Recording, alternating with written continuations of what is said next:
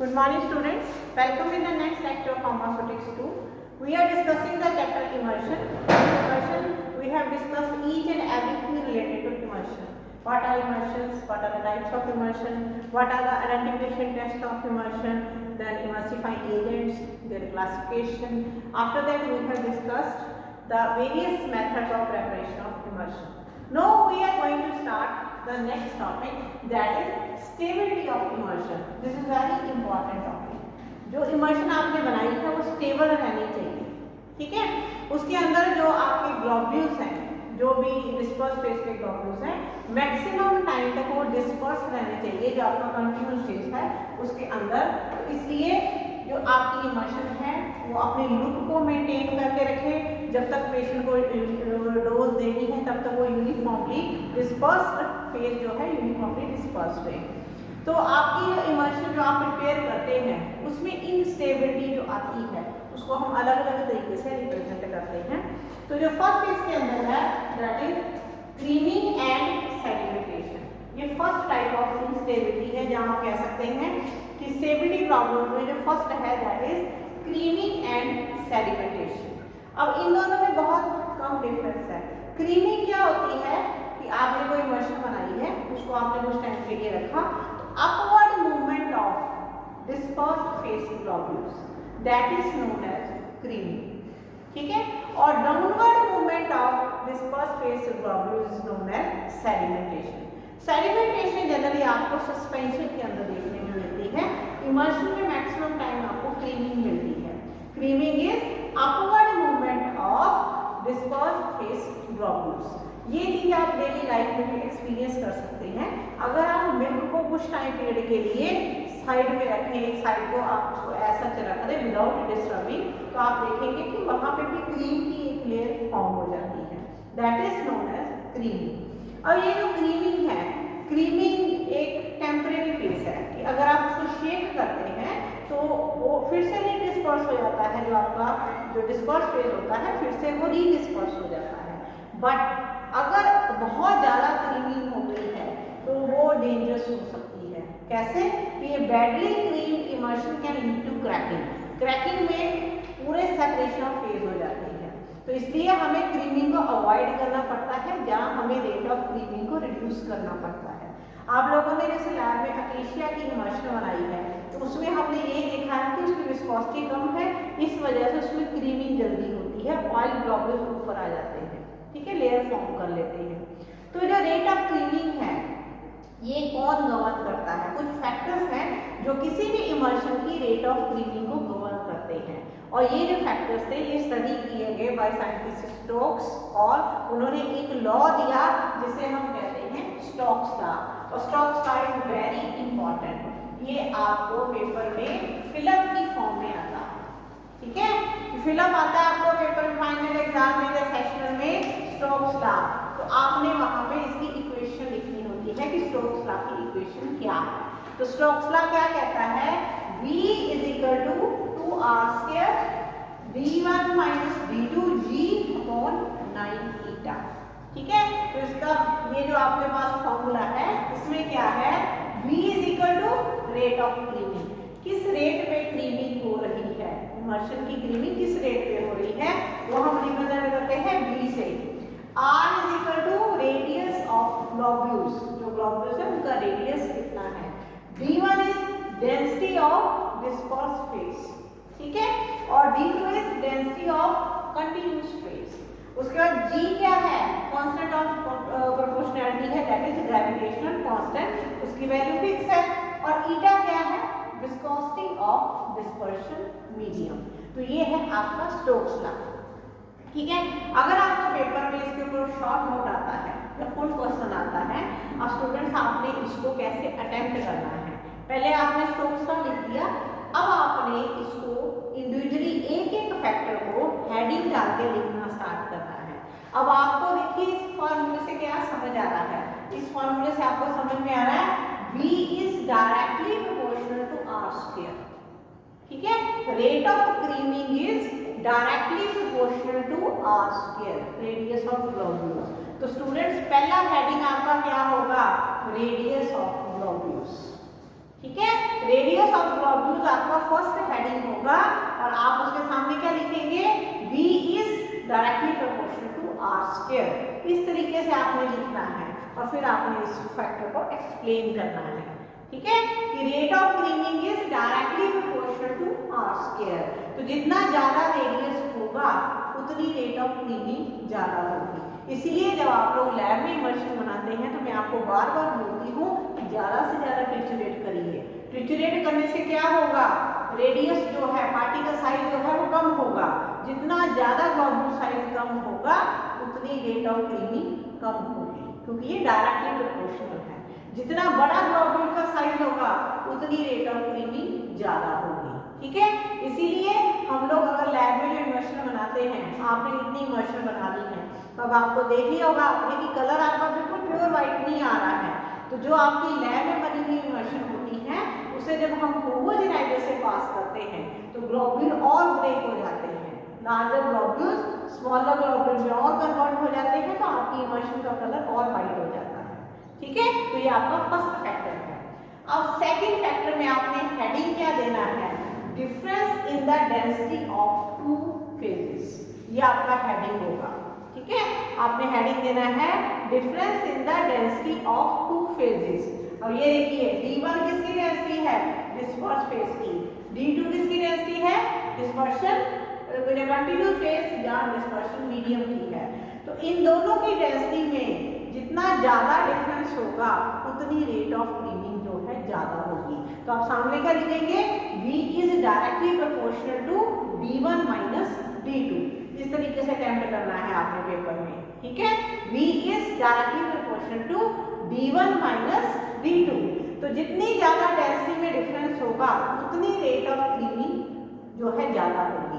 इसलिए हमें जो दोनों फेज जो ऐसे लेने हैं जिनकी डेंसिटी में डिफरेंस कम से कम हो। बट ये जो एक फैक्टर है इसको हम कंट्रोल नहीं कर सकते, क्योंकि हर जो लिक्विड होता है उसकी अपनी डेंसिटी होती है, ठीक है। उसके बाद क्या आता है, G जो है आप जानते हैं ग्रेविटेशनल कांस्टेंट है, इसकी वैल्यू फिक्स है। उसके बाद आपका थर्ड फैक्टर आएगा विस्कोसिटी ऑफ डिस्पर्शन मीडियम। ये आपका तीसरा हेडिंग होगा, विस्कोसिटी ऑफ डिस्पर्शन मीडियम। और आप क्या लिखेंगे, V is inversely proportional to viscosity, ठीक है। V is inversely proportional to viscosity. तो क्या मतलब हुआ, जितनी ज्यादा विस्कोसिटी होगी उतनी रेट ऑफ क्रीमिंग कम होगी। जब मैंने आपको अकेशिया पढ़ाया था तो आपको ये बताया था कि अकेशिया की बनी इमर्शन जो होती है उसकी विस्कोसिटी कम होती है, इसलिए उसमें रेट ऑफ क्रीमिंग ज्यादा होती है। तभी आप क्या करते हैं, अकेशिया के साथ ड्राकांत डालते हैं या अगर डालते हैं, ऐसा कोई और एजेंट डालते हैं ताकि इमर्शन की विस्कोसिटी को बढ़ाया जा सके, ठीक है। तो जितनी ज्यादा विस्कोसिटी होगी उतनी रेट ऑफ क्रीमिंग कम होगी, क्योंकि ये उल्टे हैं, इनवर्सली प्रोपोर्शनल है। अब विस्कोसिटी भी आप एक लिमिट तक बढ़ा सकते हैं। अगर आपने इमर्शन बहुत ज्यादा विस्कस बना दी तो उसकी पोरेबिलिटी में भी प्रॉब्लम आती है, ठीक है। तो इसलिए विस्कोसिटी को भी आप एक लिमिट तक इंक्रीज कर सकते हैं। बट बहुत पतली या लेस विस्कस इमर्शन जो है वो बहुत जल्दी क्लीन हो जाती है, जल्दी खराब हो जाती है। इसके बाद फोर्थ फैक्टर आपने लिखना है टेम्परेचर, ठीक है। इसको भी आप नोट करिए। नेक्स्ट फैक्टर आपका जो होगा वो होगा टेम्परेचर, ठीक है। हेडिंग डालेंगे टेम्परेचर कि temperature is inversely proportional to viscosity, ठीक है। Temperature is inversely proportional to viscosity. तो जैसे जैसे टेम्परेचर बढ़ेगा विस्कोसिटी जो है कम होती जाएगी, वैसे ही रेट ऑफ क्रीमिंग बढ़ती जाएगी, ठीक है। कोई भी इमर्शन है, आपने देखा है गर्मियों में दूध भी बड़ा खराब हो जाता है, चाहे आपने बॉईल किया हो। क्यों? जैसे जैसे टेम्परेचर बढ़ता है वैसे वैसे विस्कोसिटी कम हो जाती है, क्रीमिंग फास्ट हो जाती है, ज्यादा रेट ऑफ क्रीमिंग बढ़ जाती है और उससे क्रैकिंग होने के चांस बढ़ जाते हैं। दूसरा, गर्मियों में जब टेम्परेचर बढ़ता है तो मिल्क के अंदर माइक्रोब्स की ग्रोथ भी उतनी फास्ट हो जाती है, उससे भी जो मिल्क होता है वो खराब हो जाता है, ठीक है। तो ये चार फैक्टर आपने हेडिंग दे के प्रॉपर वे में लिखने हैं। फर्स्ट फैक्टर होगा आपका रेडियस ऑफ ग्लोब्यूल, हेडिंग होगा। सेकंड हेडिंग होगा आपका difference in the density of two phases. Third heading होगा आपका विस्कोसिटी ऑफ डिस्पर्शन मीडियम। और फोर्थ हेडिंग आपका होगा टेम्परेचर, कि जितना टेम्परेचर ज्यादा होगा उतनी आपकी विस्कोसिटी कम होगी और उससे रेट ऑफ क्रीमिंग बढ़ जाएगा। ठीक है, तो ये है आपका टॉपिक क्रीमिंग, जो पेपर में मोस्टली 8 नंबर में आता है, 4 नंबर में या फुल क्वेश्चन भी आ सकता है। अब आपकी सेकंड जो प्रॉब्लम आती है स्टेबिलिटी में, दैट इज क्रैकिंग। ठीक है, क्रैकिंग क्या है? क्रैकिंग में होता क्या है? Coalescence of dispersed phase globules take place. जो डिस्पर्स फेज होता है उसके जो ग्लोब्यूल्स होते हैं एक दूसरे के साथ कंबाइन होते हैं, एग्रीगेट करते हैं और वो क्या करते हैं? They form separate layer, 2 separate layers. ठीक है, अलग अलग लेयर जो है फॉर्म हो जाती है, एक डिस्पर्स फेज की फॉर्म हो जाती है और एक कंटिन्यूस फेज की फॉर्म हो जाती है। और आप जितना मर्जी चाहें आप उनको रीडिस्पर्स करके फिर पहले जैसा नहीं बना सकते। अगर दूध फट गया है तो आप जितना मर्जी ट्राई कर लीजिए, पहले जैसा मिल्क नहीं बन सकता। ठीक है, कि दोनों जो फेज होते हैं उसके जो आपका डिस्पर्स फेज है उसके जो ग्लोब्यूल्स हैं वो एक दूसरे के साथ कोएलिशंस करेंगे, एग्रीगेट फॉर्म करेंगे, इकट्ठे हो जाएंगे, दोनों फेज आपके अलग अलग हो जाएंगे, सेपरेट लेयर्स बन जाती हैं और इसको हम बोलते हैं क्रैकिंग। ठीक है, cracking is separation of 2 phases of an emulsion. किसी भी इमर्शन के दोनों फेज की जो सेपरेशन है उसको हम बोलते हैं क्रैकिंग। अब क्रैकिंग क्यों होती है? क्रैकिंग बहुत सारे रीजंस की वजह से होती है। पहला रीजन क्या है? By addition of emulsifying agent of opposite type. अब आपने इतनी तरह के इमर्सिफाइंग एजेंट पढ़े हैं तो उसमें आपने एक चीज पढ़ी है कि जब हम सोप्स के इमर्सिफाइंग एजेंट यूज करते हैं तो अगर हमने O और W टाइप इमर्शन बनानी है तो आप लेते हो जो सोप्स लेते हो वो मोनोवैलेंट मैटर के लेते हो, और अगर आपने W और O टाइप इमर्शन बनानी है तो आप डाइवैलेंट मैटर के सोप लेते हो। ठीक है, तो अगर आपने गलती से क्या किया, आपकी जो इमर्शन है O और W है और उसके अंदर डाइवैलेंट सोप डाल दिया तो भी आपकी इमर्शन जो है क्रैक हो जाएगी। ठीक है, ऐसे ही दूसरा केस है कि अगर आपकी W1O इमर्शन है और उसके अंदर आपने सोप ऑफ मोनोवैलेंट मेटल डाल दिया तो भी आपकी इमर्शन जो है क्रैक हो जाएगी। यदि जब आप ऑपोजिट टाइप के इमर्सिफाइंग एजेंट ऐड करते हैं उससे इमर्शन जो है क्रैक हो जाती है। ये आपका फर्स्ट है। सेकंड रीजन क्या है? बाय डीकंपोजिशन और प्रेसिपिटेशन ऑफ इमर्सिफाइंग एजेंट। आप सभी जानते हैं कि इमर्शन तब तक स्टेबल है जब तक उसके अंदर इमर्सिफाइंग एजेंट है। अब किसी रीजन से अगर इमर्सिफाइंग एजेंट जो है या वो प्रेसिपिटेट हो जाए या वो डीकंपोज हो जाए अपने आप इमर्शन क्रैक हो जाएगी, उसके दोनों फेज जो है वो अलग अलग हो जाएंगे। इसकी एग्जांपल जैसे आप कह सकते हैं कि टर्पेंटाइन आपकी लिनीमेंट है, ये एक बहुत अच्छी एग्जांपल है एल्कली सोप इमर्शन की। तो अगर आप इसके अंदर गलती से कोई भी आप एसिड डाल देते हैं, एसिड क्या करेगा? इसका जो इमर्सिफाइंग एजेंट है उसको डिस्ट्रॉय कर देगा, उससे डीकंपोज कर देगा, उससे आपकी जो इमर्शन है वो क्रैक हो जाएगी। ठीक है, एल्कली सोप इमर्शन जो है उसके अंदर आप एसिड डाल दें तो वो खराब हो जाएगा। ठीक है, यही चीज अगर आप कोई इलेक्ट्रोलाइट डाल दें, जैसे किसी इमर्शन के अंदर सोडियम क्लोराइड आपने मिक्स कर दिया, ठीक है, वो नहीं डालना चाहिए था उस इमर्शन के अंदर, या कोई और इलेक्ट्रोलाइट डाल दिया, उससे भी क्या होता है कि क्रैकिंग होने के चांसेस बढ़ जाते हैं। ठीक है, थर्ड क्या है? By addition of a common solvent.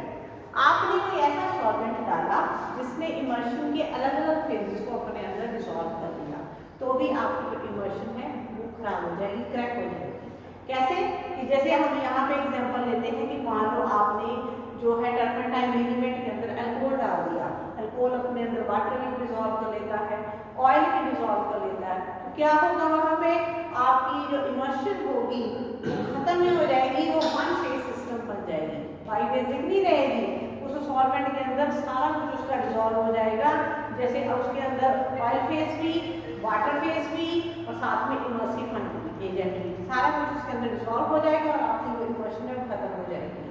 उसके बाद क्या है? Bye micro organism. Micro organism, अब देखिए आप लोग लैब में इमर्शन बनाते थे तो आप पूछते थे कि इसको स्टोर करना है, मैं आपको कहती थी नहीं आप इसको फेंक दीजिए। उसका रीजन क्या था? आपने क्या यूज किया? गम अकेशिया। गम अकेशिया आपने इमर्शन बनाने में यूज किया जो कार्बोहाइड्रेट ओरिजिन का है, वेजिटेबल ओरिजिन का है। ठीक है, अब उसमें क्या है, आप थोड़े दिन उस इमर्शन को रखेंगे उसमें माइक्रोब्स की ग्रोथ हो जाएगी। आप जानते हैं माइक्रोब्स के जो न्यूट्रिशन का सोर्स है मोस्टली कार्बोहाइड्रेट होता है। जब उसमें माइक्रोब्स ग्रो करेंगे तो क्या करेंगे, जो इमल्सिफाइंग एजेंट है उसको खा जाएंगे, उसकी न्यूट्रिशन है, क्या होगा, ऑटोमेटिकली आपकी इमल्शन ब्रेक हो जाएगी।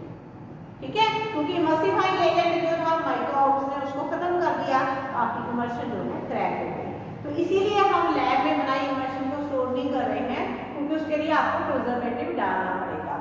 तो माइक्रो ऑर्गेनिज्म जो होते हैं मोस्टली क्या करते हैं, वो इमल्सिफाइंग एजेंट को जो है मोस्टली वो डिस्ट्रॉय कर देते हैं, ईट अप कर लेते हैं, उससे जो आपकी इमल्शन होती है वो खराब हो जाती है। अगर तो आपने इमीडिएट यूज के लिए इमल्शन जैसे आज ही बनाई आज ही यूज करनी है तो आपको प्रिजर्वेटिव नहीं डालना पड़ेगा, बट अगर आपने उसको लॉन्ग टाइम तक स्टोर करना है तो आपको प्रिजर्वेटिव डालना पड़ेगा। नेक्स्ट है हाई टेम्परेचर। हाई टेम्परेचर, अभी मैंने यहाँ पे फैक्टर आपको एक्सप्लेन किया कि जैसे टेम्परेचर हाई होता है इमल्शन की विस्कोसिटी कम हो जाती है, उससे रेट ऑफ क्रीमिंग बढ़ जाता है। जितनी ज़्यादा क्रीमिंग होगी उतनी जल्दी इमल्शन आपकी क्रैक होगी। ये चीज़ आप गर्मियों में मिल्क के केस में एक्सपीरियंस करते हो कि गर्मियों में बड़ा बड़ा दूध भी फट जाता है। ठीक है, उसके बाद लास्ट आपका आता है बाय क्रीमिंग। वही a badly creamed emulsion can lead to cracking. जितनी ज़्यादा किसी भी इमल्शन के अंदर क्रीमिंग हो जाएगी उतनी जल्दी वो इमल्शन क्रैक हो जाएगी। ठीक है, तो इसलिए हमें क्रीमिंग को अवॉइड करना है कि जो भी आप जितने भी स्टेप्स आप लेते हैं प्रेपरेशन के टाइम, आपके सारे स्टेप अल्टीमेटली क्रीमिंग को रिड्यूस करने के लिए होते हैं कि कम से कम क्रीमिंग हो। जितनी ज़्यादा क्रीमिंग होगी उतनी जल्दी आपकी जो इमल्शन है वो क्रैक हो जाएगी।